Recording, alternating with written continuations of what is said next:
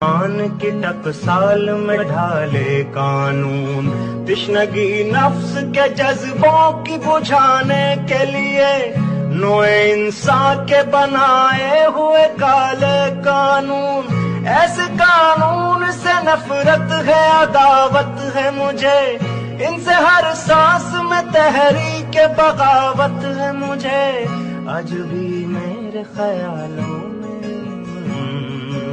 آن کی ٹکسال میں ڈھالے قانون، تشنگی نفس کے جذبوں کی بجھانے کے لیے، نوع انسان کے بنائے ہوئے کالے قانون، ایسے قانون سے نفرت ہے، عداوت ہے مجھے، ان سے ہر سانس میں تحریک بغاوت ہے مجھے، آج بھی میرے خیالوں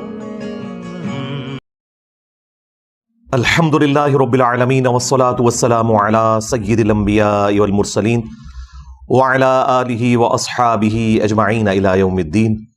الحمدللہ آج 27 اگست 2023 کو سنڈے کے دن ہمارا یہ پبلک سیشن نمبر 109 منعقد ہونے جا رہا ہے۔ آپ کے سوالات ریئل ٹائم یہ پرچیوں کی شکل میں میرے پاس آ چکے ہیں، انشاءاللہ انہیں میں بعد میں ڈسکس کروں گا۔ پہلے ایک کرنٹ ایشو جو آج کل پاکستان کے مین سٹریم میڈیا کی بھی زینت بنا ہوا ہے، اور سوشل میڈیا کے اوپر تو کافی دل دہلا دینے والی انفارمیشن سامنے آ رہی ہیں،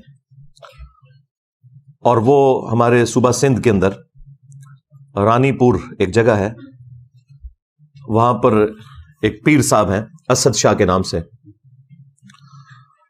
ان کے گھر میں جو ظالمانہ قتل ہوا ایک کام کرنے والی بچی کا، فاطمہ جس کا نام تھا، بمشکل اس کی 10 سال عمر تھی۔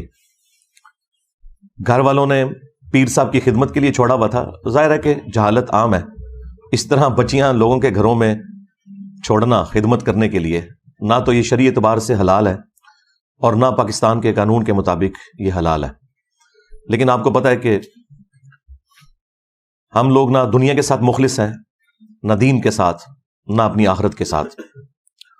صدیوں سے استحصال ہو رہا ہے غریب عوام کا، ان کی غربت اور جہالت دونوں کا فائدہ اٹھایا جاتا ہے، اور یہ جو پیر طبقہ ہے بالخصوص، ان کے علاوہ بھی وڈیرے، بڑے بڑے جاگیردار، پیسے والے لوگ صدیوں سے غریب لوگوں کا استحصال کرتے آئے ہیں۔ اسی کی ایک نمائندہ مثال یہ رانی پور والا واقعہ ہے۔ میڈیا کے ذریعے آپ کو کافی زیادہ تفصیلات اس کی معلوم چل گئی ہوں گی، میں ظاہر ہے کہ اس لیول پہ اتر کے تو وہ ساری گفتگو نہیں کر سکتا، وہ آپ کو آلریڈی معلوم ہے۔ میں تو اس کے ان پہلوؤں کے اوپر گفتگو کروں گا جو ہمارے اس پلیٹ فارم کا تقاضا ہے کہ ہم حق کے لیے آواز بلند کریں۔ افسوس کی بات یہ بھی ہے کہ سندھ میں پچھلی 3-4 دہائیوں سے اس سیاسی جماعت کی حکومت ہے کہ جو اپنے آپ کو ڈیموکریسی کا چیمپئن کہتی ہے، اور اپنے زوم میں وہ کارل مارکس کے نظریات کو آگے لے کے چلنا چاہتے ہیں، لیکن پریکٹیکلی وہاں پر اسی طریقے سے فیوڈلزم جاری ہے، پیر فقیری کی فارم کے اندر، اور یہ سارے پیر فقیر تمام جماعتوں کے اندر اعلیٰ پوسٹوں کے اوپر بیٹھے ہوئے ہیں۔ حکومتیں جب بنتی ہیں، خواہ وہ پیپلز پارٹی کی حکومت ہو، مسلم لیگ کی ہو یا پی ٹی آئی کی ہو، آپ کو وہی چہرے نظر آئیں گے، ان کے اپنے معاملات اسی طریقے سے چل رہے ہیں۔ ہاں، صرف ٹی وی میں تقریر کرنے کے لیے، جلسوں میں بنیادی انسانی حقوق کی آواز اٹھانے کے لیے آپ کو یہ سرگرم نظر آئیں گے، لیکن پریکٹیکلی ان کی اپنی زندگیاں ان تمام چیزوں سے آ رہی ہیں، بلکہ یہ اس پورے سسٹم کے بینیفیشری ہیں کہ یہ غریب لوگوں کا اور جاہل لوگوں کا استحصال کر رہے ہیں۔ خود دیکھیں کہ ان کی اولادیں کتنی پڑھ لکھ گئی ہیں، دوسرے ملکوں سے پڑھ کے آئی ہوئی ہیں، لیکن اپنے علاقوں میں، نہ بلوچستان کے اندر اور نہ سندھ کے اندر، یہ لوگ سکولز اور کالجز یا یونیورسٹیز کو پروموٹ کرتے ہوں، بالکل آپ کو ایسا نظر نہیں آئے گا۔ یہ چاہتے ہیں کہ عوام جاہل رہے، اور اس طریقے سے ہم انہیں اپنا غلام بنا کر رکھیں، کیونکہ جب جہالت دور ہوتی ہے تو سب سے پہلے ان لوگوں کی جو چودراہٹ ہے وہ سٹیک پہ لگ جاتی ہے، جن لوگوں نے لوگوں کی جہالت کا فائدہ اٹھایا ہوتا ہے۔ یہ اتنے بڑے 2 ہتھیار ہیں ان کے پاس، ایک جہالت اور دوسرا غربت، کہ جس کے ذریعے یہ کچھ بھی کر سکتے ہیں۔ ورنہ کس کا دل کرتا ہے کہ چھوٹے سے بچے، ہم خود بچوں والے ہیں، دوسروں کے گھروں میں خدمت کے لیے چھوڑ دیں؟ اور اس کے بعد کہ جب اس طرح کی چیزیں بھی باہر نکلتی ہیں، لوگ کہتے ہیں آج کل کے پیر فقیر جو ہیں وہ راہ راست سے ہٹ گئے ہیں، اس لیے واقعات آ رہے ہیں۔ ان سے پہلے بھی جتنے لوگ ہیں وہ اسی قسم کے تھے۔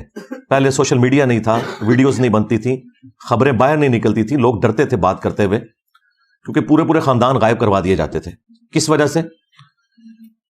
کہ اگر کوئی حق کے لیے آواز بلند کرے، حکومتوں میں بیٹھے ہوئے لوگ انہی پیروں فقیروں کے، جاگیرداروں کے بینیفیشری ہوتے تھے، اور یہ ان کے بینیفیشری ہوتے تھے۔ اس وجہ سے کوئی آواز بلند نہیں کرتا تھا، پورا خاندان قتل ہو جاتا تھا۔ یہ آج بھی یہ جدید جو اس دور کے اندر آپ کو سچائی کے لیے آواز اٹھانا آسان ہو گیا میڈیا کی برکت سے، تو یہ بھی آپ گوروں کو دعائیں دیں کہ اللہ تعالیٰ انہیں ہدایت دے۔ یہ انہوں نے ایک بہت بڑا کام کر دیا، ادروائز ہمارے بڑوں نے تو ہمیں جاہل ہی رکھا۔ اب اس طرح کی صورتحال کے اندر سب سے پہلے تو میں ایجوکیٹ کروں گا مسلم عوام کو کہ آپ کب تک اپنے مذہبی پیشواؤں کے ہاتھوں، جاگیرداروں کے ہاتھوں، پولیٹیشنز کے ہاتھوں اس طرح یرغمال بن کے رہیں گے؟ یہ کون سا اسلام ہے کہ آپ چھوٹے چھوٹے بچے اور بچیاں ان سو کالڈ پیروں کے اور بزرگوں کے حوالے کرتے ہیں؟ اور اس امام کے اندر سارے ننگے ہیں۔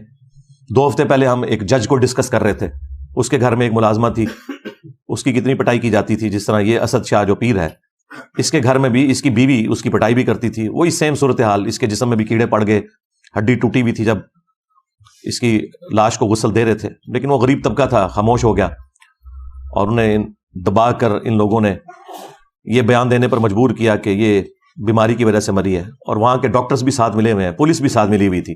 یہ تو جب سوشل میڈیا کے اوپر اس طریقے سے آواز بلند کی گئی لوگوں نے، تو پھر جو سینئر پولیس کے آفیسرز ہیں وہ میدان عمل میں اترے ہیں، انہوں نے ایک دلیری دکھائی ہے اور اس پورے معاملے کو لیا ہے۔ اب تو آپ کو پتا ہے کہ پوسٹ مارٹم بھی ہو چکا ہوا ہے اس بچی کا، اور وہ سب کچھ ثابت ہو گیا ہے، اس کا جسمانی استحصال بھی ہوا ہے اور جنسی استحصال بھی ہوا ہے، ایک چیز میڈیکل رپورٹ کے اندر آ چکی ہے۔ 10 سال کی بچی، اور دیکھیں اس کی زندگی کے آخری لمحات کیمرے میں بھی کیپچر ہیں، جس میں وہ تڑپتے ہوئے جان دے رہی ہے۔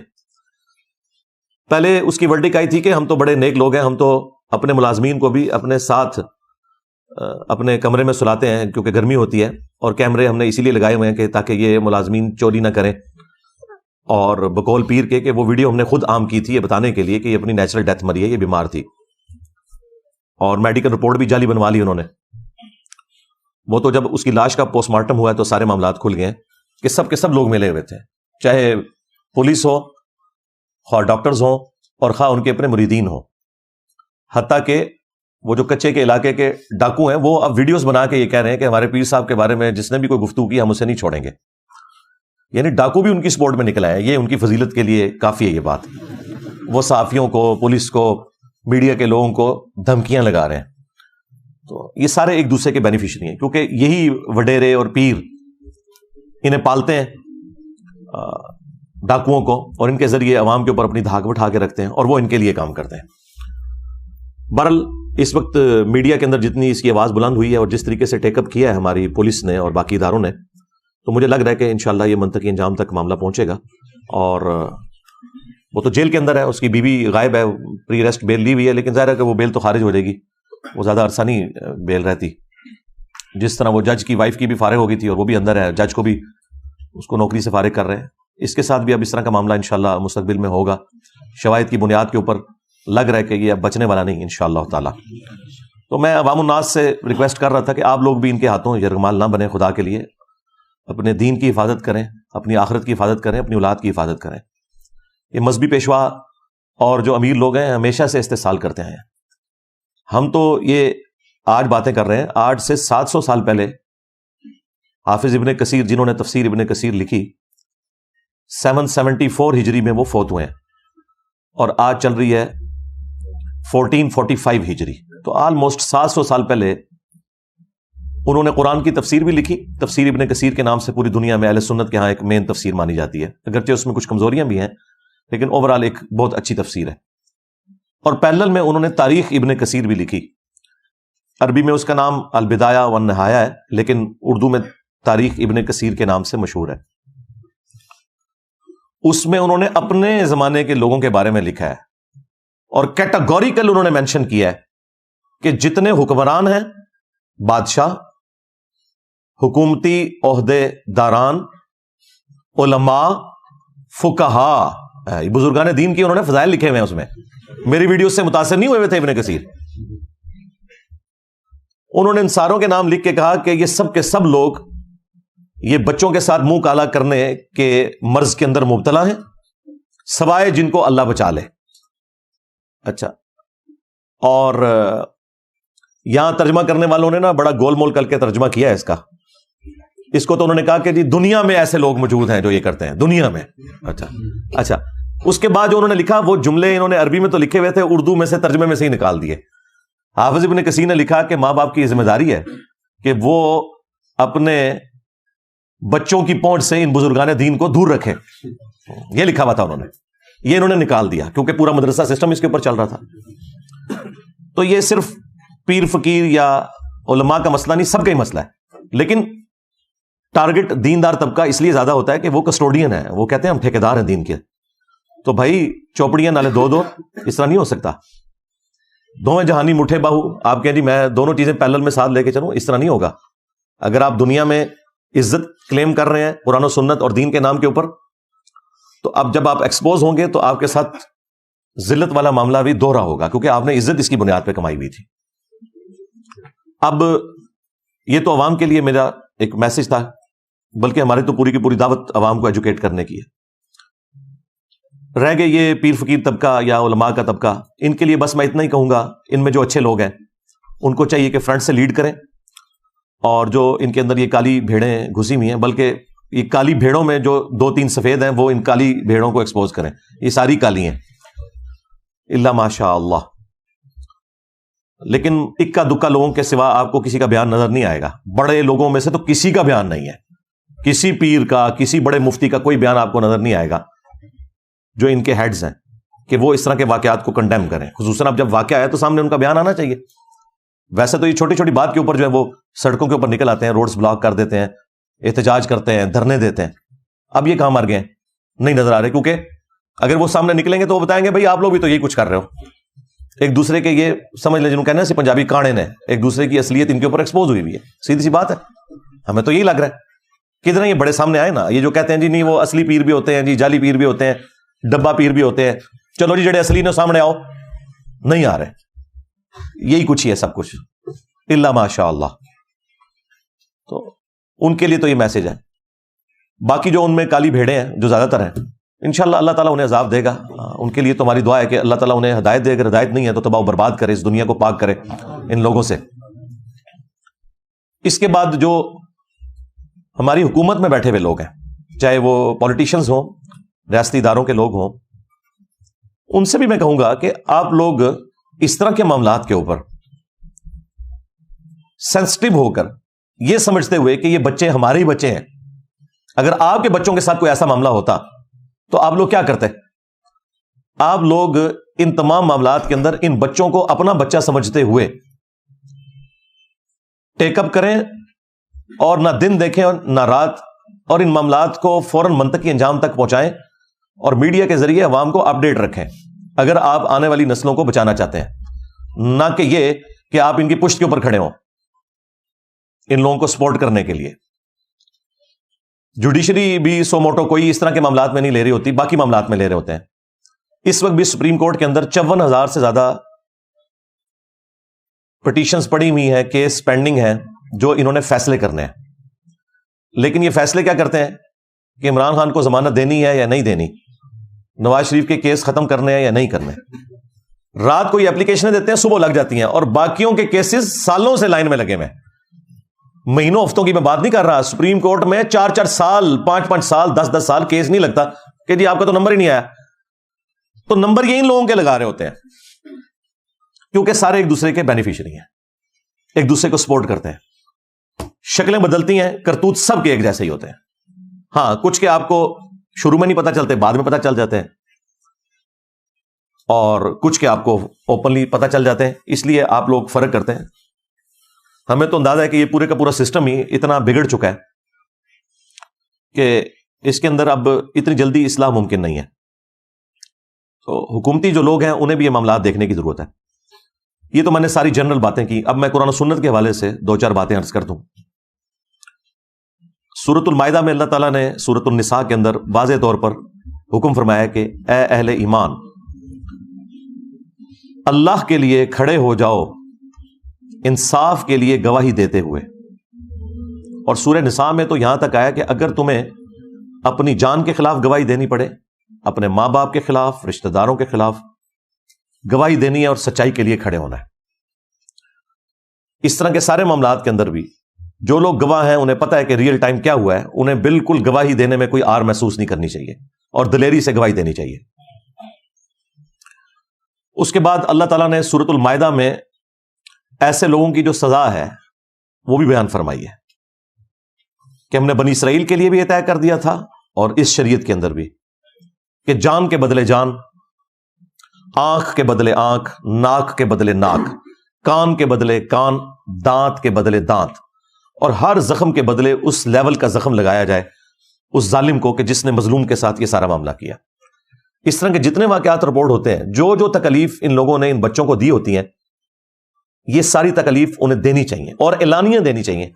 سورۃ النور میں بھی آیا نا کہ بدکاری کی سزا کو ویٹ کرے گا مسلمانوں کا ایک گروہ تاکہ باقیوں کے لیے ڈیٹرنس ہو جائے. یہ چھپا کے سزائیں نہیں ہونی چاہیے بلکہ اعلانیہ ہونی چاہیے. اس کے بعد سورۃ المائدہ ہی میں اللہ تعالیٰ نے فرمایا کہ جو فساد فی الارض کرنے والے لوگ ہیں، یہ فساد فی الارض کرنے والے لوگ ہیں. اس طرح کے لوگ جو غریبوں کے ساتھ یہ ظلم والا معاملہ کرتے ہیں، یہ جو فساد فی الارض کرنے والے لوگ ہیں، ان کی سزا یہ ہے کہ ان کے مخالف سمت کے ہاتھ پاؤں کاٹ دیے جائیں اور انہیں سولی دے دیا جائے. پبلکلی یہ سارے کا سارا معاملہ ان کے ساتھ کیا جائے تاکہ باقی لوگوں کے لیے ڈیٹرس بنے. اس طرح کے جتنے بھی پیر فقیر لوگ ہیں یا حکومتی عہدے داران ہیں جو اس طرح کے معاملات کے اندر ملوث ہیں، ان کو اس قسم کی سزائیں ہونی چاہیے. اور یہاں تو قتل والا معاملہ بھی اس میں ایڈ ہو گیا، وہ تو بہت ہی سینسٹیو ایشو ہے. سورۃ المائدہ میں اللہ تعالیٰ نے فرمایا کہ بس 2 استثناء ہے، ایک جان کے بدلے جان یعنی قتل کے بدلے قتل، اور دوسرا فساد فی الارض. ان 2 کیسز میں تو کسی کی جان لی جا سکتی ہے اور وہ بھی جوڈیشری کے تھرو، ہر شخص قانون ہاتھ میں نہیں لے گا. اس کے سوا جس نے کسی ایک جان کو بھی قتل کیا گویا اس نے پوری انسانیت کا قتل کر دیا. اور پھر اللہ تعالیٰ نے فرمایا جس نے ایک جان کو بچایا گویا اس نے پوری انسانیت کو بچا لیا. پوری انسانیت کو کیسے بچا لیا؟ ڈیٹرنس کی وجہ سے. اگر قاتل کو یہ پتا ہو کہ مجھے سزا ملے گی تو وہ قتل سے باز آئے گا. اور یہ اسے کیسے پتا چلے گا؟ جب اس طرح کی حرکت کسی اور نے کی ہوگی اور اس کی سزا اس نے ویٹ کی ہوگی. 10 سال کی بچی، اس کے ساتھ جسمانی اور جنسی زیادتی کرنے کے بعد قتل کیا گیا، نعوذ باللہ، اور میڈیکل رپورٹ بھی پھر اس کی خراب بنوائی گئی ہے اور گھر والوں کو بھی دبکا دیا گیا. یہ حالت ہے اس ملک کی. اس میں معافی معاملہ ہونا ہی نہیں چاہیے. اس طرح کا جو قتل نا حق ہے ایک مؤمن کا، اس کے بارے میں تو سورۃ النساء میں آیا کہ ہمیشہ کی جہنم ہے سزا. جی ہاں، ہمیشہ کی جہنم. اور اس کو سپورٹیو وہ حدیث بھی ہے ابو داؤد کی کہ اللہ تعالیٰ قیامت کے دن یا تو شرک معاف نہیں کرے گا یا قتل نا حق کو معاف نہیں کرے گا، باقی ہر گناہ معاف کر دے گا جس کے لیے چاہے گا.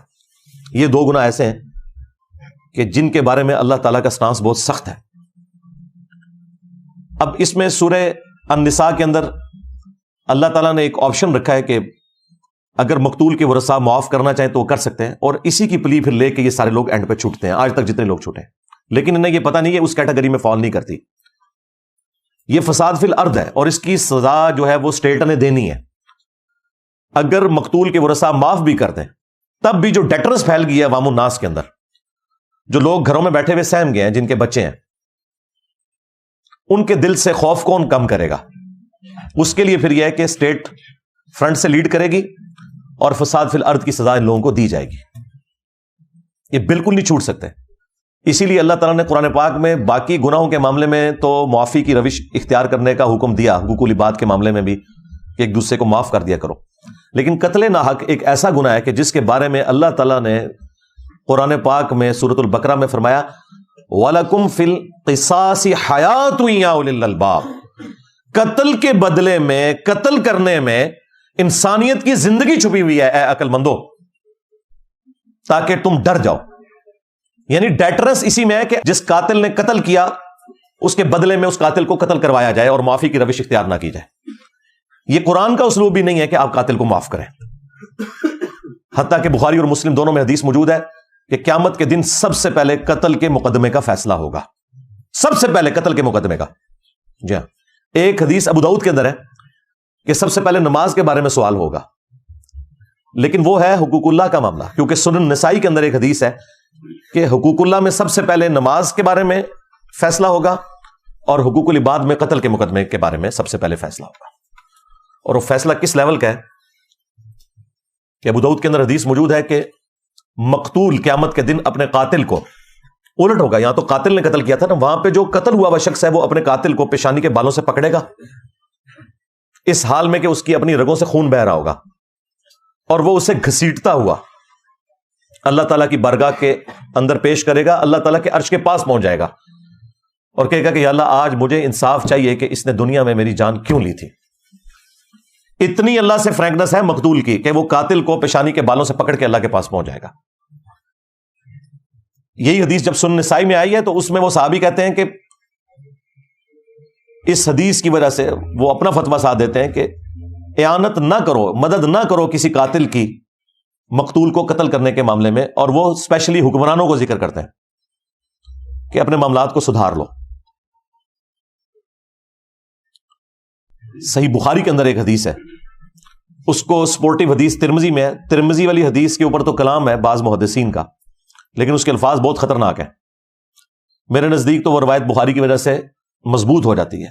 ترمذی میں الفاظ ہیں کہ اگر زمین و آسمان کی ساری مخلوقات مل کے ایک مومن کو قتل کرتے ہیں تو اللہ تعالیٰ پوری کائنات کو جہنم میں پھینک دے گا اس ایک مومن کے قتل کے بدلے میں. جامعہ ترمذی میں جو یہ حدیث ہے, اس کو سپورٹیو جو بخاری کی حدیث ہے, اس میں الفاظ ہیں کہ سیدنا عمر کے دور میں جب ایک قتل کا مقدمہ آیا تو سیدنا عمر نے کہا کہ اگر یہ پورا گاؤں بھی اس ایک بندے کو قتل کرنے میں شریک ہوتا تو میں سب کو قتل کروا دیتا, ایک بندے کے قتل کے بس. جامعہ ترمذی میں اور سنن ابن ماجہ میں حدیث ہے, نبی علیہ السلام نے فرمایا کہ اے کعبہ تیری خوشبو بہت اچھی ہے, لیکن ایک مؤمن کی حرمت اللہ تعالیٰ کے نزدیک تجھ سے بھی بڑھ کر ہے.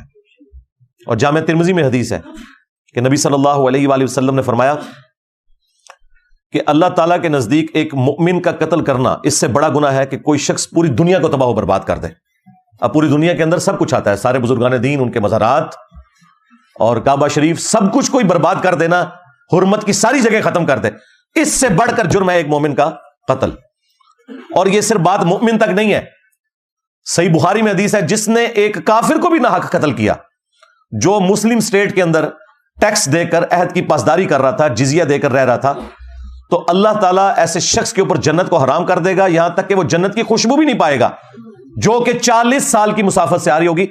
یعنی کافر کا ناحق قتل کرنے والا جنت میں جانا تو دور کی بات ہے, جنت کی خوشبو بھی نہیں پائے گا. تو مومن کا قتل تو پھر بہت بڑے لیول کی چیز ہے. لیکن یہ ساری کی ساری حدیثیں, آیات ہماری کتابوں میں لکھی رہ گئیں. پریکٹیکلی مسلمان اس وقت دنیا کے امن کے لیے ایک خطرہ ہی بنے ہوئے ہیں تھوڑے سے ہیں, زیادہ تر مسلمان تو ایسے نہیں ہیں, لیکن وہ تھوڑے اتنے ڈومیننٹ ہیں کہ اس دنیا کو انہوں نے جہنم بنا دیا. پاکستان کو تو بنا دیا ہے جہنم, آپ کے سامنے. نہ مسلمانوں کی جان مسلمانوں کے ہاتھ سے محفوظ ہے اور نہ نان مسلمز کی جان ان لوگوں کے ہاتھ سے محفوظ ہے. جب چاہتے ہیں جس کے اوپر چاہتے ہیں چڑھ دوڑتے ہیں, اور ایک سمجھ لیں لا قانونیت والا معاملہ نظر آتا ہے. اس لیے میں نے قتل ناحق سے متعلق یہ ساری حدیثیں فی البدی بیان کی, اور یہ اتنی دفعہ میں نے بیان کی ہیں کہ وہ مطلب مجھے کوئی بیٹھ کے کوئی رٹا نہیں مارنا پڑتا. یہ آپ رات کو 12 بجے اٹھا کے مجھ سے آیات اور احادیث سنیں, کیونکہ اس ملک میں تو آئے دن یہ احادیث ہمیں بیان کرنی پڑتی ہیں کہ خدا کے لیے بیسک ہیومن رائٹس کا کوئی خیال کریں, یہ دنیا کو رہنے کے قابل چھوڑیں, خواہ انڈیویجول لیول پہ ہو خواہ جماعتی لیول کے اوپر ہو, ایک دوسرے کی جان کی قدر کریں. اور اس میں آخر میں حکمرانوں کے لیے میسج ضرور دوں گا جنہیں بڑا شوق ہے پوسٹ حاصل کرنے کا, لیکن میں ببانگ دول کئی ویڈیوز میں کہہ چکا ہوں کہ حکمرانوں کی تو جہنم کنفرم ہے, اللہ ماشاء اللہ کو بچ جائے تو بچ جائے, حکمران نہیں بچتے. انہیں بڑی شیروانیاں پہننے کا اور بڑی ٹائیاں لگانے کا, بڑے بیج لگانے کا شوق ہے, انہیں پتہ نہیں ہے کہ یہ پوسٹ کتنی خطرناک ہے. بخاری اور مسلم دونوں میں حدیث ہے کہ بدترین گڈریا وہ ہے جو کسی قوم کے اوپر گڈریا ہے, یعنی حکمران ہے, اگر اس نے انصاف نہ کیا تو وہ جنت کی خوشبو بھی نہیں پائے گا. ہاں جی, خوشبو بھی نہیں پائے گا. ایک اور حدیث ہے بخاری اور مسلم میں، تم میں ہر شخص نگہبان ہے، اس سے اس کی رعیت کے بارے میں پوچھا جائے گا۔ پھر نبی علیہ السلام نے اسے کھولا اور فرمایا کہ ایک خاوند اپنی بیوی اور بچوں کے اوپر حکمران ہے، اگر ان کے ساتھ انصاف نہ کیا تو اس کی پکڑ ہوگی۔ ایک بیوی اپنے خاوند کے مال اور بچوں کے اوپر حکمران ہے، اس سے اس کے بارے میں پوچھا جائے گا۔ اور ایک حاکم وقت اپنی رعایا کے اوپر نگہبان ہے، اس سے اس کے بارے میں پوچھا جائے گا۔ کامیاب ہو گیا تو ہو گیا، ادروائز تو جنت پھر پکی ہو گئی۔ ہاں اگر کوئی اچھا حکمران ہے، اس کے بارے میں بخاری مسلم میں حدیث ہے کہ 7 لوگوں کو اللہ کے عرش کا سایہ ملنا ہے، ان میں سے پہلے نمبر پہ عادل حکمران ہے۔ ہاں وہاں پہ بھی مرتبہ اوپر ہے، لیکن یہ پھر آپ کو ڈھونڈنے سے بھی نہیں ملے گا کوئی، یہ بڑا مشکل کام ہے۔ اس لیے اگر پوسٹ سنبھالی ہے تو میرے بھائی ان پوسٹ کے تقاضے بہت زیادہ ہیں۔ ذمہ داری پھر یہ نہیں ہے کہ آپ نے پریویلیجز ہی لینے ہیں، نہیں، رسپانسبلٹی بڑھ جائے گی۔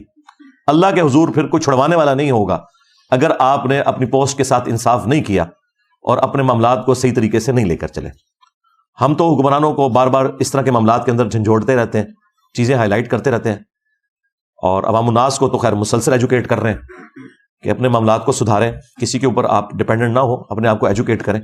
اس کے باوجود اگر اس طرح کے کوئی معاملات ہوتے ہیں تو پھر ہمیں اپنی غلطیوں کے اوپر بھی غور کرنا چاہیے۔ صلو علی محمد و آل محمد، اللہم صلی علی محمد وعلی آل محمد واصحاب محمد وازواج محمد وامت محمد اجمعین الی یوم الدین، آمین۔